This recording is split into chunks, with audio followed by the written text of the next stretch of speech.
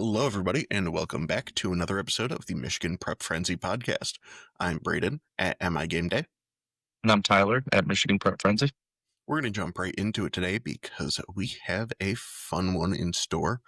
We're going to start with a look ahead at our games of the week. This week, we are heading to Beale City at Ithaca on Friday. This is going to be a fun one that is quite surprisingly, we both realized this today, the first matchup between Beale City and Ithaca. Yeah, I thought it was kind of interesting. I was kind of surprised that these two teams had never crossed paths before, especially looking back, doing the research on both of these teams. Both of these teams have played some weird games in the past. Like, I think Ithaca had a bunch of games against some D1 opponents back in the day. Beale City's played some really random out-of-state schools, like the premier basketball school, La Lemire. Just weird games so yeah, it's weird that these teams have never crossed paths. Yeah, Ithaca undefeated all time against Grand Ledge. That's crazy. But this is going to be a fun one because Beale is coming in just as hot as any team out there. They've only given up 21 points in their Highland Conference games, and they only gave up 2 points in last week's match. Yeah, so they have done a really good job of just being as stout as can be on defense. We know what they can do on offense. Their offense has been the same forever, running that T as efficiently as anyone. But yeah, their defense has been super stout. Could kind of pose some issues for Ithaca, who's kind of been in and out of, having some injuries and things like that. So it'll be interesting to see how they kind of handle that and if Beale City's defense is just going to fly around for 4 quarters. Yeah, it should be a good matchup either way. Ithaca looking to bounce back after their second regular season loss. Don't say that often. And Beale City looking to come in and finish out their unbeaten season.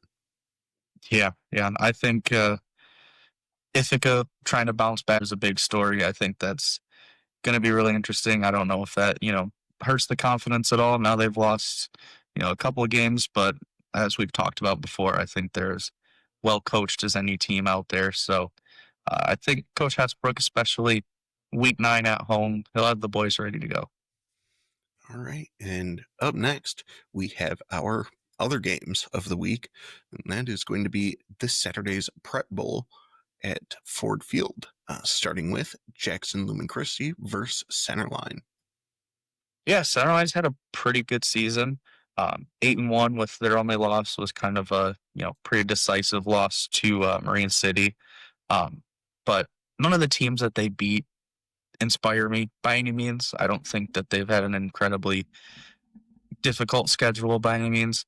But on the other side, Jackson and Christie it seems like whatever team they get at the Prep Bowl, it seems like it's just kind of a formality at this point. They go out there and wax them. So I think Paul Sattler and the Jackson Lumen Christie offense have a chance of doing something special, just like they did last year against Kalamazoo United.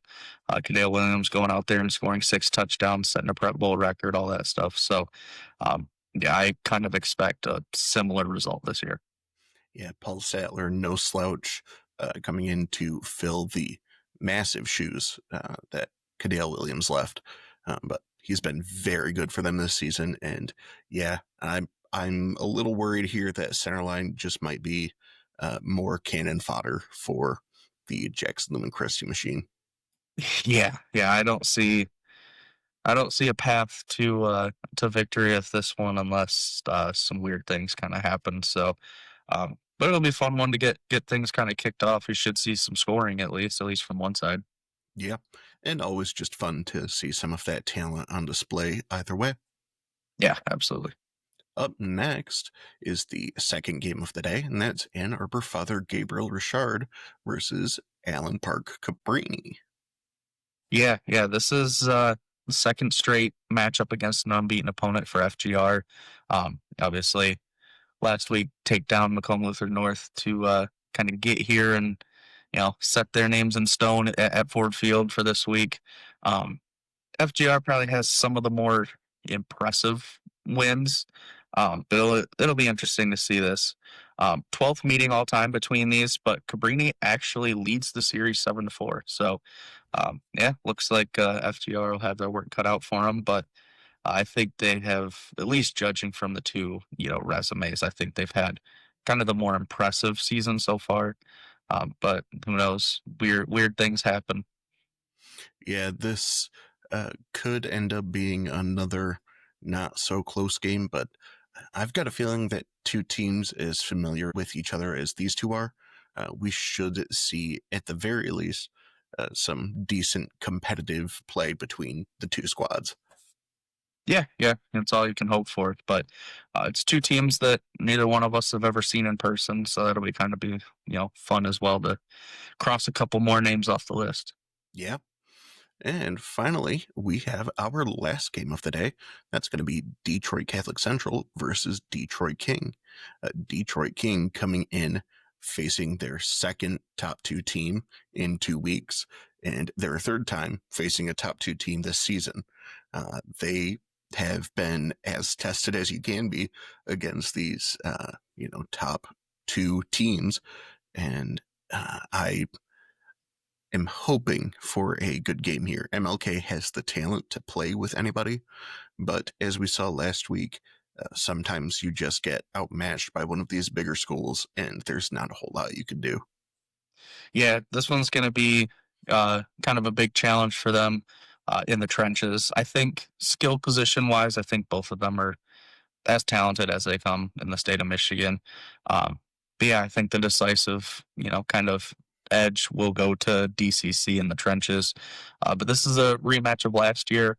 I'm sure King doesn't want it to end the way that it ended last year, where it ended with basically their band putting on a concert for the second half in the stands, just played through the whistle, through the play, everything for basically a whole hour. So uh, yeah, hopefully it is not quite to that extent this year. Yep, hopefully there's enough excitement on the field to keep the band at bay.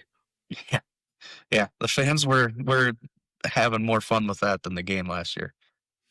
All right, moving on. We have our first ranked matchup. And that is going to be number 3, Hudsonville versus number 45, Granville. Granville, they're continuing their slide. And on the other side, Hudsonville, now up to number 3 in our rankings, is looking to make a real statement here and just put a nice solid period at the end of their season. Yeah, I went back and looked, and I don't see any 9-0 regular seasons for Hudsonville ever. Um, I there was a few 8-1s where either they lost the first game or the last game of the regular season. I know last year that's kind of what happened. They had lost in week 1 to Howell, kind of ran the gauntlet from there, and then were actually able to avenge that loss in the regional finals. So I guess if you want to say that cancels out and they basically went undefeated in the regular season, I guess you can say that. So, um, but yeah, man, Granville's still out of sorts, and we'll kind of get into the um, snooze matchups and what that kind of projects to be. But yeah, I just expect Hudsonville to kind of keep going with what they've been doing. Yeah, no surprise here. I'm in complete agreement. I think this Hudsonville team just rolls. Yeah. All right, moving on to our next one. We have number 4, Grand Blanc, after moving up in our polls, taking on number 25, Romeo. Grand Blanc trying to avoid a letdown situation here after their big win against Davison last week. And on the other side, Romeo trying to continue their very solid season after they had that good win against Roseville last week.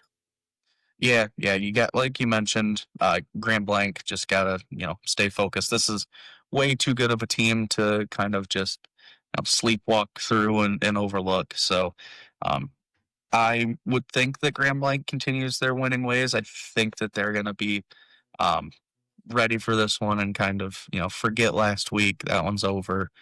Kind of move on, but weird things do happen, and I would not be stunned if Romeo at least hangs around for a little while, just with maybe a little bit of a Grand Blanc hangover. Yeah, this is one that Grand Blanc just trying to avoid any pitfalls here. they're coming in here and, all due respect to Romeo, very solid team. But Grambling's coming in, they're the better team. They've got the better roster, and they've proven throughout the season that their offense is something special. As Yeah. long as they come in and execute the way they're supposed to, they should be able to get out of here without too much issue. But it's all going to be up to them and just playing up to their own standard. Yeah, no, I think they can. I think Coach Four is going to have them ready to go. Last week was great and all, but got to go 1-0 this week. And when I went to their midnight practice at the beginning of the season, um, multiple kids mentioned during the interviews just going 1-0 every week, and I think this will be a good test of that. See if you can kind of avoid thinking about last week and avoid thinking about the playoffs next week. Focus on what you got in front of you. Yep, it's just like you said, 1-0 every week. Focus on this game here, especially your final game of the regular season. Yeah. Finish it strong and set yourselves up well for the postseason. Yeah, absolutely. Moving on to our next one, we have Hudsonville Unity Christian taking on Notre Dame Prep. This is going to be a pretty interesting one because this Notre Dame Prep team, although they've clearly taken a step back from last year's title winning team, they are still a very skilled squad. Sam Stowe at QB, still looking very solid, putting together a good season and taking on a Hudsonville Unity Christian that is truly just a machine of a program. It seems like every year they've got one of the top 3 or 4 offenses in the state, and this year is no different. Yeah, and the way that they do it's impressive because they're not a high flying, sling it around the yard. They're just going to line it up and run it down your throat, and they continue to do that year after year. So this is definitely going to be a clash of styles. Notre Dame Prep loves to run that more pro style kind of offense, a little more gadgets and a little more, eye candy for you. Uni Christian's going to line up in the same formation for 4 quarters and you have to stop it. So it'll be fun to see this kind of clash of, styles between two front runners in their divisions. Unity Christian, one of the top 3 to 4 favorites in D4. Notre Dame Prep, obviously, you're defending state champion in D5. Like we said, taking a little bit of a step back, but I also don't think D5 is as good as it was last year. So um, I think they still have as good of a shot as anybody to make a deep playoff run. Yeah, we'll get a little more into the divisions once we move on to Snooze's Mapetology. But yeah, D5, just not quite the same caliber it was last year, which last year was an all-time season for Division 5. A lot of fun, a lot of parity. And this year, it kind of looks like there's one squad up in front and everyone else is just kind of fighting for a chance to knock them off. Yeah, no, I agree 100%. All right. And speaking of style clashes, we've got number 28 Oxford taking on Macomb, Dakota. This Oxford team, very fun offense on their side. And on the other end, we have Macomb, Dakota, who comes in with a ball control and defense first mindset. Yeah, this is gonna be interesting to see if Dakota can shut down, Jack Hendricks and that Oxford offense. That's been really solid so far this year. And Dakota's gonna have to do it while shaking off a loss to Utica last week. Got in a battle with them and just obviously couldn't score enough points. Yeah, it's gonna be a clash of styles in this one for sure. It'll be interesting if Dakota can get a couple stops early and get out to a 7-0, 10-0 lead, it would be almost insurmountable with the way that they've been playing defense. Yep, couldn't agree more. Next, we have a pretty interesting crossover match here, and that's number 20 Howell at number 21 Belleville. This one that we touched on pretty heavily in our recap episode, just because of the fun conference shenanigans at the end of last week's games that left Howell as the uh, non-tied champion of their league and getting to face Belleville as their prize. Yeah, this is what you play for. Try and cross over and win the KLA outright. Yeah, this is exactly how it kind of lined up last year. And we remember all last year what week 9 brought us with Howell doing the unthinkable. So, um, obviously, I think that Howell is still really, really good. And I think Belleville is really good as well. I think that obviously they have taken a slight step back, but after week 1, they have rolled through the KLAA. And it's going to be hard to stop that. But much like we talked about with Unity Christian, Howell doesn't shake things up a ton. They're going to line up in the same formation. They're going to run it down your throat, and you're going to have to stop it. So I went back and watched Howell's game against Brighton, and they're huge. They're just physically imposing.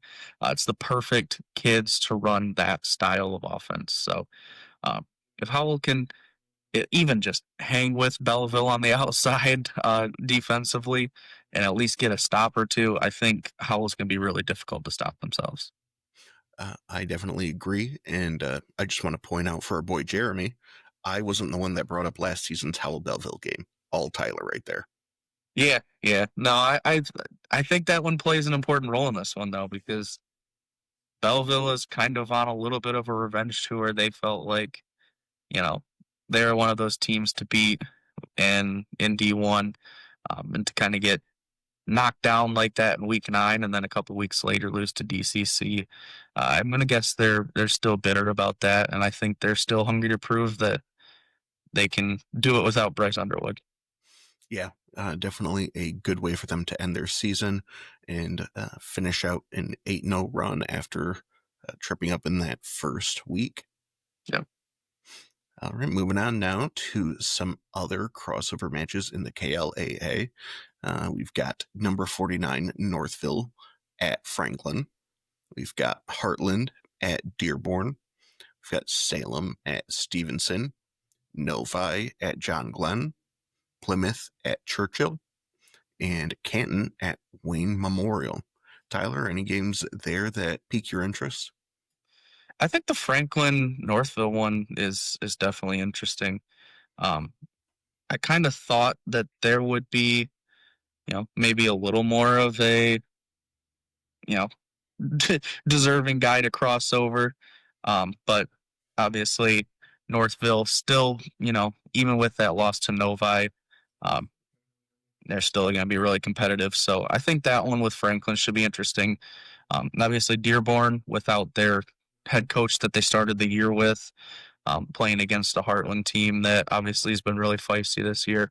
That one could be a little more intense than you think.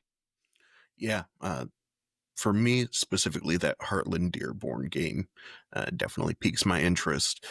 Some good storylines going on there, like you said, that Dearborn team playing without their head coach they started with on the season, and this Heartland team, uh, couldn't say it better than you. They are feisty. Absolutely.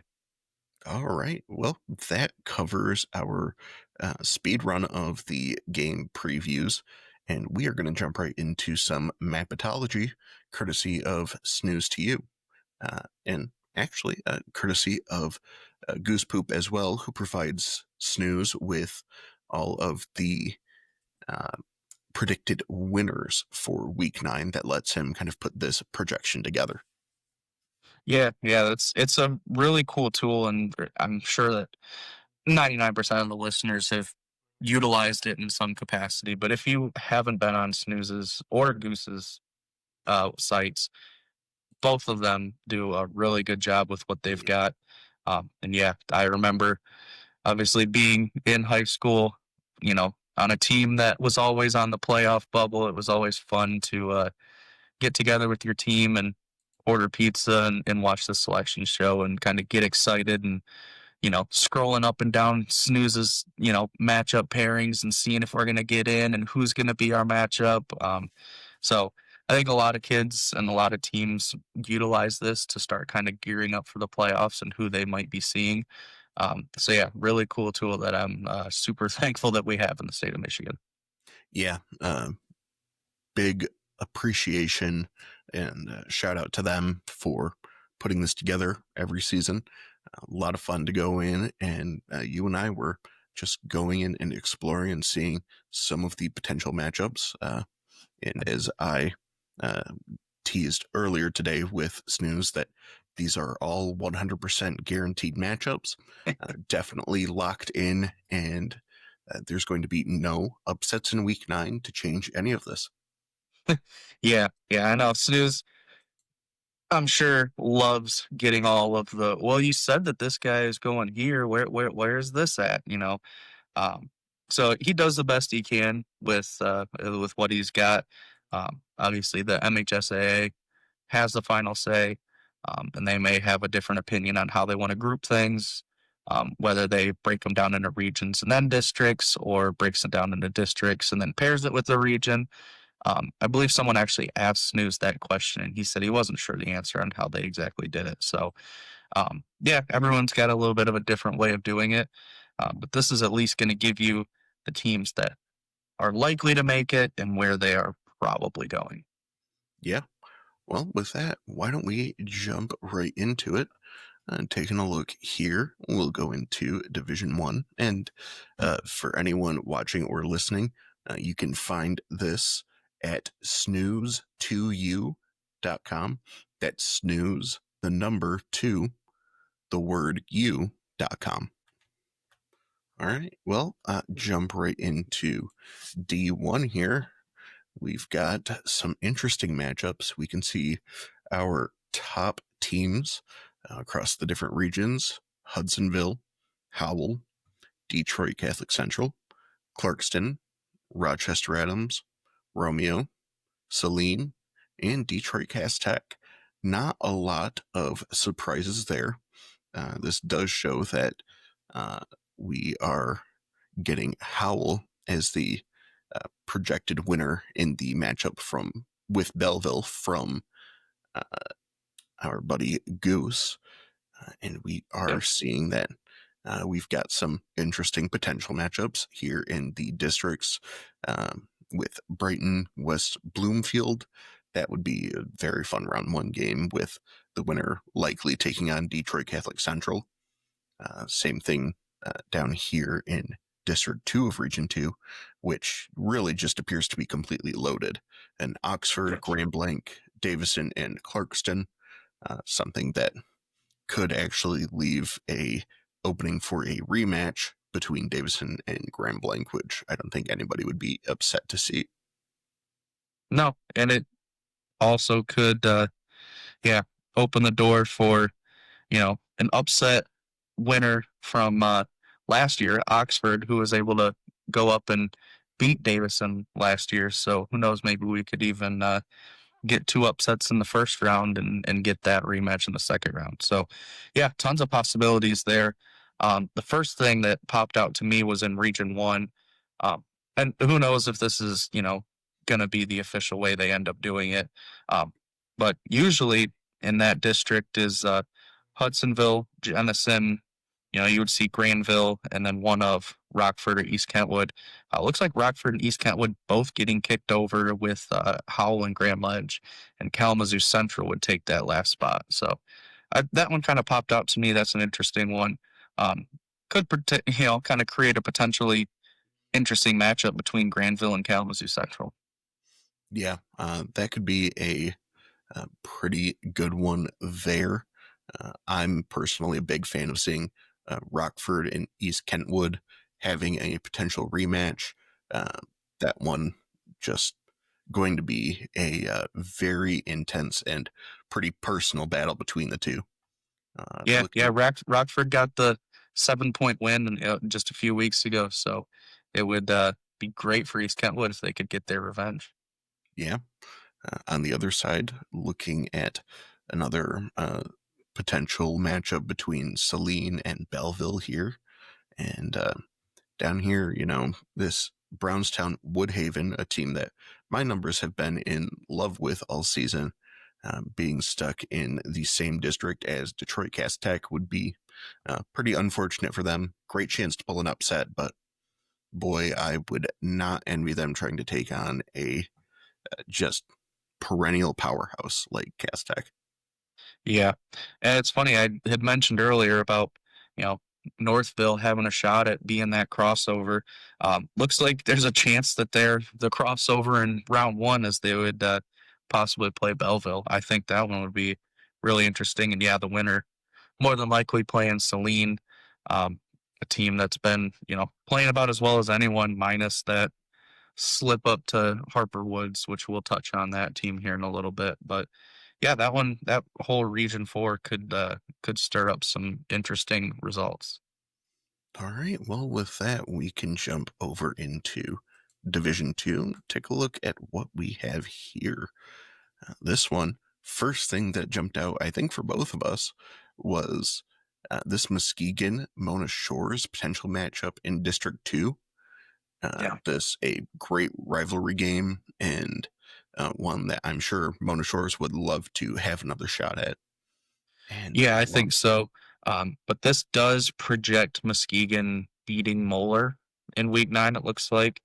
So that would be interesting. Not to say it can't happen, but there's a chance that this, gets a little shaken up. But I would absolutely love to see those teams square off in round 1. Obviously, Muskegon got the 28-12 victory just a couple weeks ago. But yeah, I think that typically we see this a lot. If a team plays in the regular season, when they meet in the playoffs, it either goes the other way or it's at least a heck of a lot closer. So I would assume that that would probably be a very similar result. yeah, and one thing I'd point out here in Region 2 is first, if we had a Dexter Portage Central matchup, boy, that would be just an absolute clash of styles. Uh, this Dexter team, my top rated offense in the state per my metrics, and Portage Central, the top rated defense. These two coming in clashing. It's classic elite offense, elite defense, and seeing if it's the, you know, immovable object or the unstoppable force here. Yeah, I can't believe that that would be a round 1 matchup. Um, Things got to fall their way to kind of break that up. Um, but yeah, if that's a round 1 matchup, and I don't want to harp on it, but this is one of those Yeah, instances where you wish that they could meet a little later than round 1. Both of these teams are legit state title contenders. It's a shame to see one of these teams only going to get one crack at it. Um, Not that it can't change, but if this were the case, that would be devastating. You have one of the best seasons in Division Two, and you end up being rewarded with having to play an elite team, either Dexter or Porter Central. yeah, and even if you just look at the point totals, this South Lion, Dexter, and Portage Central team are all high enough points to be the top seed in any of the other districts, and having them all shoved into one would be a pretty unfortunate circumstance for at least two of those teams. And it's actually one of those scenarios where, especially if you look at some of the squads that are listed here in this other district, would not be surprised to see the MHSAA use a little bit of their discretion here and do something like switch South Lion with South Lion East, or find another way to try and balance things out a little more and actually reward those teams on their successful seasons.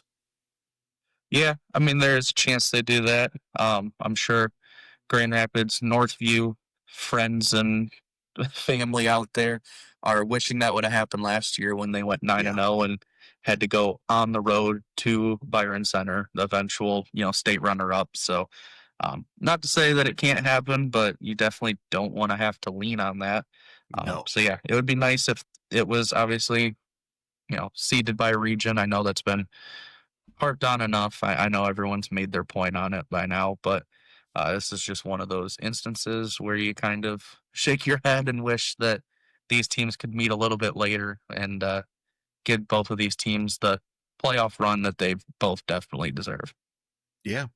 Before we move on to D3, one more thing I'd like to point out here is just eyeing over in Region 4 in District 1, potential district finals as a rematch between Brother Rice and Orchard Lake St. Mary would be something that we would have to keep our eye on because, boy, that Orchard Lake St. Mary's team would be coming in angry and Brother Rice would have to be coming in confident. Yeah, yeah, 100%. I think that would be a really fun rematch. There's actually a couple other potential rematches on that side. Over in Region 3 there, you've got Grosse Pointe South, Roseville. Hmm. Grosse Pointe South kind of, you know, played with their food for a little bit and then kind of pulled away from Roseville in the end. Um, so that one could kind of potentially be interesting. And then um, Birmingham Groves and Birmingham Seaholm play this Oh, week.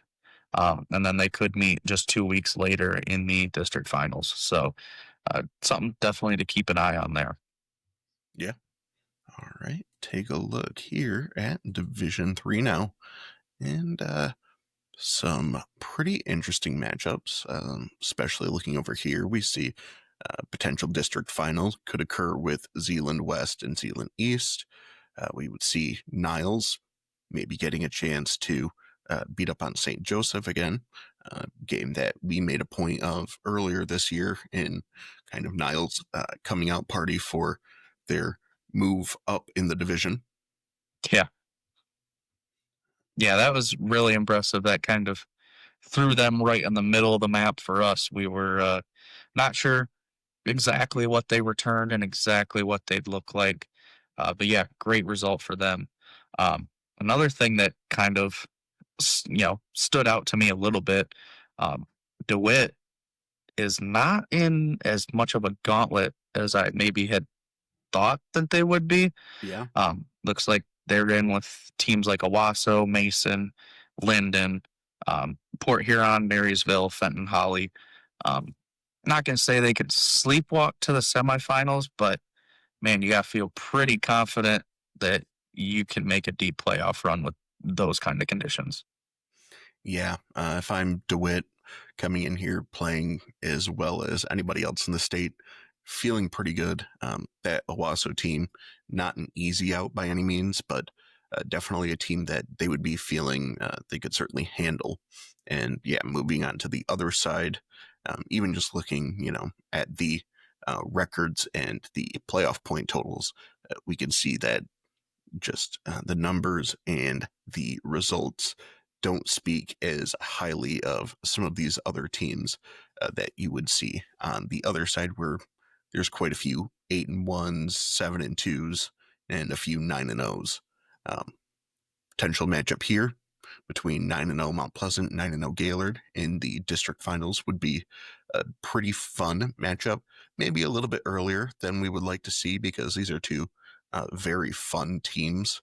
This Yeah. Mount Pleasant team coming in potential to be 9-0. Gaylord researching back to where they always like to be, potential 9-0 team as well, would be a really fun matchup in the second week of the playoffs. But like I said, when you're an unbeaten team, you kind of hope for slightly better seeding so you can have a little bit of a run. Yeah, yeah, for sure. Another thing that kind of stood out to me in that same region is the River City Alliance basically just gets their own district there in District 2 with Kennewaw Hills, Coopersville, Cedar Springs, and Lowell. So um, definitely going to keep an eye out for that one. It pretty much shakes out exactly how they finished in their conference race.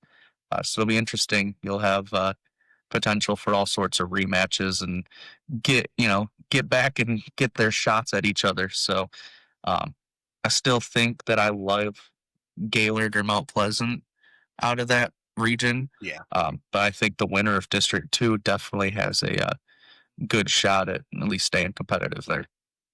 Yep. And we saw it last year that, some of these teams, when they've got a slightly different offense like a Zeeland West, they can Yep. come in here and just make a absolute run and Yep. tear through some of these teams. We heard it from MLK's coach last season that when you have to line up against a T offense like that, it just wears you down over 4 quarters. Yeah. And that was with, guys that went on to play, D1, FCS, plenty of D2 talent. They weren't lacking for talent, but Zealand West went out there and had the great equalizer, which was a well executed T offense. Mhm. So um, that will give you a shot against some of the best teams in the state, and they have certainly proven that they can do that. Jumping over to D4, what we think could be a very fun uh, division outside of the buzzsaw that is Harper Woods. If you are facing off against them, probably not going to be fun. But around the rest of the league, this is about as deep of a division as we see in the state. We've Yeah. got squads like Hudsonville Unity Christian, Portland, Escanaba quietly 8-1, Ludington kind of coming out of nowhere this season to be potential 9-0, Battle Creek Harper Creek, Paw Paw always a fun squad to keep an eye on. On the other side, Williamston, Goodrich, Dearborn Divine Child, and even down here, a sneaky good Macomb Lutheran North, a centerline squad that we touched on a bit earlier. There's a lot of potential fun matchups, but where I start to get really interested is seeing those regionals and seeing teams like a potential Goodrich and Williamston, two teams that you and I have had our eyes on all season. Hmm. Divine Child, Harper Woods, very points heavy game there. Uh, Back over here, seeing a Ludington squad with a chance to really make a deep playoff run that we're not used to seeing from them. And on the other side, some good teams here, but definitely no teams that you could see as insurmountable for Ludington. Yeah, no, I think as this is the best division for me. I just think it's going to be really entertaining. You're going to get some really entertaining games. Just out of that first region, um, I don't think there's really a bad team in there. Uh, Mm-mm. Grand Rapids Christian, probably your worst team in there. Um, Still projecting at 5-4.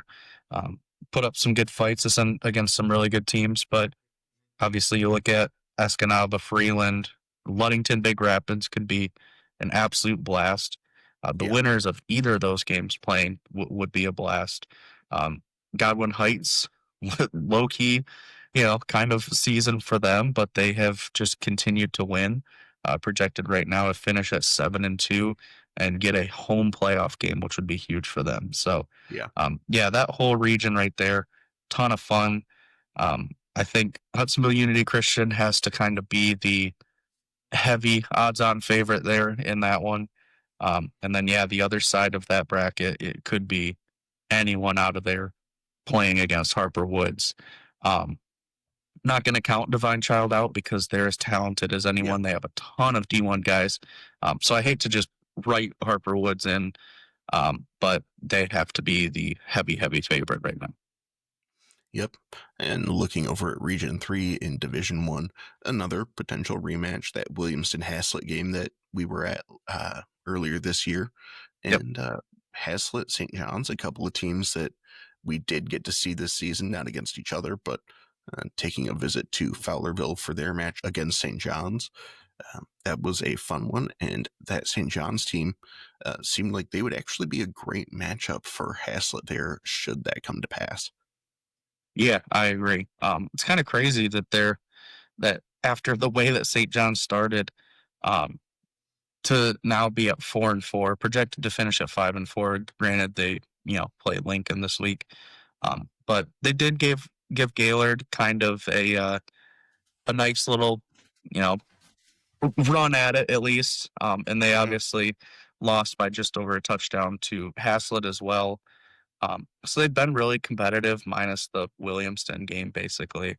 Um, obviously their record might be a little bit misleading. I don't think they may be one of the better 5-4 teams out there. They just had a really tough schedule.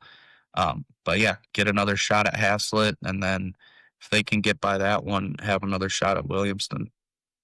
Yeah. Certainly wouldn't envy them having to play Williamston, but knowing the squads that we have here, neither of them are going to shy away from a challenge like that and really going to be looking for an opportunity to knock off one of the postseason favorites. Yeah. One last thing I want to touch on real quick, is the 1 versus 4 matchup in Region 1, District 1, Escanaba and Freeland. That looks like it Boy, will be the farthest, about the farthest that a team will travel in round one. That's going to be a long, long trip. yes. Yeah, Escanaba coming from way up in the UP all the way down here to Freeland, No, at the Freeland will very go up least. there. Oh, really? Yeah, Freeland will go up Yeah. there. Yeah, Freeland is the 4 seed. Whoa, that is tough.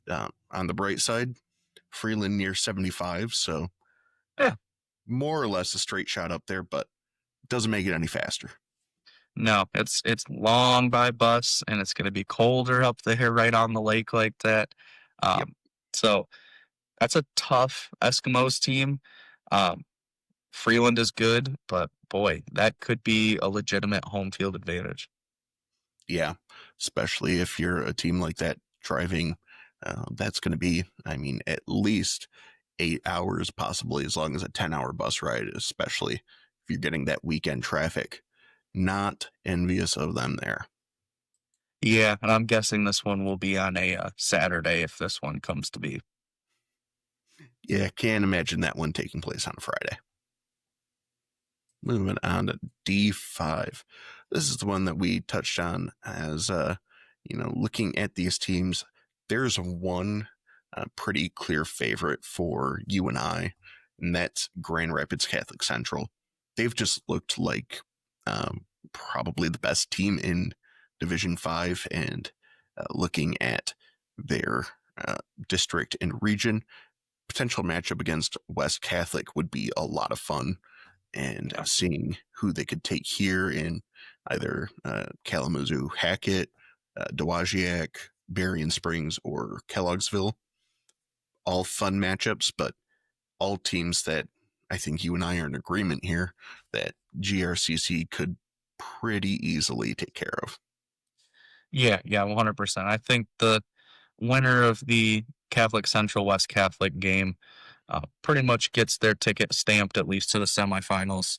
Um, Mm, but that CC West Catholic game could be interesting. Every year, obviously, that one is pretty intense when they may meet up. Um, a couple of years ago, when they met up, the fans were basically leaning up against the fence, and there were so many of them, it tore down the fence, and everybody went toppling over. So, this one means a lot to their communities. So, if this one ends up happening, especially in round two with a spot basically to the semifinals on the line, um, yeah, that one could be a huge, huge matchup. yeah, I will say, just looking at this in comparison with my metrics, I was pretty surprised to see that my numbers love Ogama Heights, have them as a heavy favorite in D5. Yeah, I'm not necessarily shocked. They've pretty much taken care of everyone uh, fairly easily, even like teams, playoff teams, um, Gladwin, Shepherd, Claire, like they took care of those teams pretty easily. Um, Obviously, their only trip up there is to Traverse City St. Francis, which is a really good team. Mm-hmm. Doesn't look like it was a butt kicking by any means, but definitely a couple scores there. But yeah, no, they've since then they've handled a lot of pretty good teams there, and I mean D5 playoff teams. Yeah, Gladwin's in their district, so yeah, um, yeah, that is a team that I'm not super stunned that your numbers love, and they probably should be the favorite in that district. Um, but that region with Swan Valley, Shepherd, Clare, and Tri County kind of lingering there, that's an interesting one. Swan Valley's been really, really good this season. That could be a really fun game if that matchup happens. yep, definitely one to watch. And just have to say, I feel pretty bad for Nagani and Kingsford here, two teams that so close, and Yeah, Nagani having to travel down to Ogama Heights potentially, and Kingsford potentially hosting Gladwin. Uh, Makes sense when you look at the points, but boy, if I'm them, I am pulling for a upset of Gladwin, or heck, maybe even just an upset of Kingsford, some way for them to slide things around to try and get a little bit better drive and more convenient matchup to draw a big crowd up there. Yeah.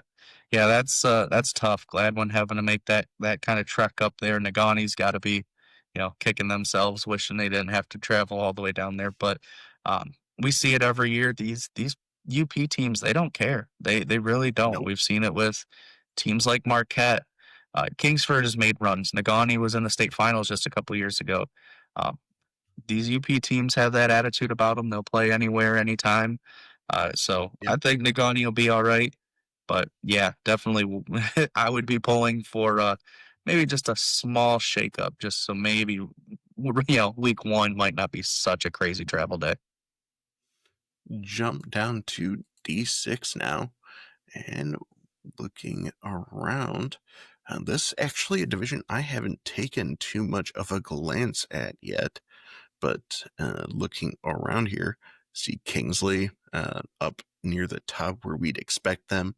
That St. Francis squad with a potential matchup in round one against Boyne City.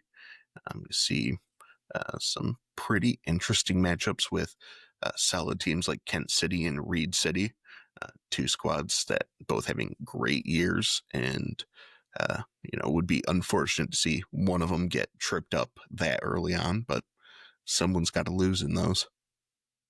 Yeah, yeah. To me, obviously, this is low hanging fruit, but Lumen Christie's got to be your you know Yeah, just odds on favorite.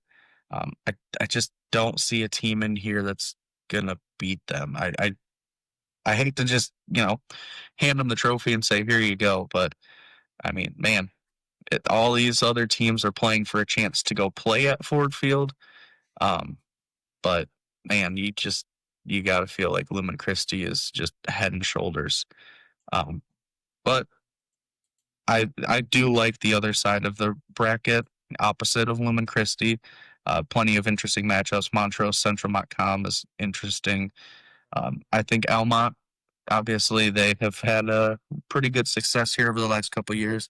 I think they've got another playoff run in them, especially with the draw that they're kind of projecting. So yeah, if that one comes to be, yeah, I like Almont to kind of get out of there on that side. yeah. I will say D6 is one of the tightest division races as far as my metrics are concerned. They do have Lumen Christie as your overall favorite here, but Kingsley, Montrose, Reed City, Marine City, St. Francis, and Almont are all right there with them. All Wow, those teams within half of a rating point from Jackson interesting. Lumen Christie. That's surprising. Yeah. I guess that probably. I mean, I know they had 3 out of state games, so I don't know if Mhm. that. Um, Yeah, those can definitely make things a little weird. yeah, for sure. All right, well, with that, we can jump down to D7 and see some of these squads. And looking around, there's two teams for me that really jump out as kind of your must watch contenders. That's going to be Monroe St. Mary Catholic Central, trying to get back to Ford Field. And on the other side, Poimo Westphalia, who one of the top defenses in the state, and they have the offense to match. Yeah, yeah, I think those are probably your top 2 there. Um, but it feels more wide open than maybe I had even anticipated. When I started looking at Mhm. when I started looking at these matchups, I got kind of excited just because it looks like a lot of the contenders are kind of spread out, like Schoolcraft kind of in their own area. Obviously, Monroe St. Mary Catholic Central, in with teams like Clinton, Ottawa Lake Whiteford, all of those teams. Mhm. On the other side, you've got defending state champion Millington against TVC champion Valley Lutheran. Cass City and Laker should be interesting. Ithaca, PW, both of those teams, legitimate Oh, shots at making deep runs. Obviously, we know what North Muskegon has kind of been lately. Charlevoix having a great year, Menominee having a great year. Like this one feels more wide open to me. than maybe any other division, just because it seems like all of the good teams are really spread out. I will say you have a point there. Another team that my numbers really like would be that Ottawa Lake Whiteford. Um, Seeing them with a potential district title match between them and St. Mary Catholic Central would be a pretty big and pretty big determining game as far as the actual race to Ford Field, because I would think that the winner of that one comes in as your overall favorite to match up against. Um, we would expect Wama Westphalia, but obviously you got to play the games on the field, so Yep. who knows? Yeah, and now looking back, like, I went and watched Harbor Beach and Ottawa Lake Whiteford in week 2, Mhm. and I thought Ottawa Lake Whiteford looked good, and I thought Harbor Beach was just, that good, but it looks like I've been really validated because since then, they have gone on an absolute tear. They have killed Yeah. teams. They just beat Erie Mason 84-0. They've got wins 58-6, 60-36, 60-7, 58-0. Like, they're beating the crap out of teams. So maybe I caught them on a bad day where things just kind of spiraled out of control. But it almost makes Harbor Beach just that much more of an impressive win for them. Yeah, Harbor Beach at 84-0 when you hit a running clock when you're up 35, and being this small of a school where you wouldn't expect them to be airing it out a ton is truly terrifying. Uh, Yeah, just a behemoth of an offense that uh, I would be very interested to see. I know you got to catch them in yeah. the season, but team I haven't seen yet, and would not be shocked if we get to see them at Ford Field. And speaking of, we can jump into D8. Take a look around here. Harbor Beach, obviously one of the favorites here. District 2, Region 2.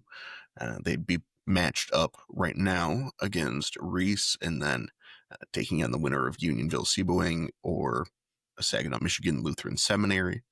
Uh, Looking on the other side, there's some solid matchups. This Hudson team, very quiet, 9-0, and a squad that my numbers have been loving.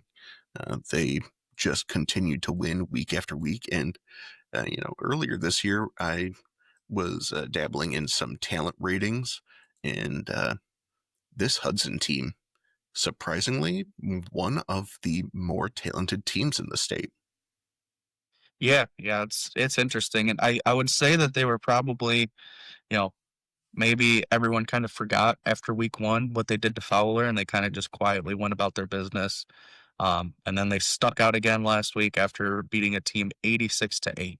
So, they had a nice little stretch where they were able to sneak by, but they have plopped themselves firmly on people's radar now after that one.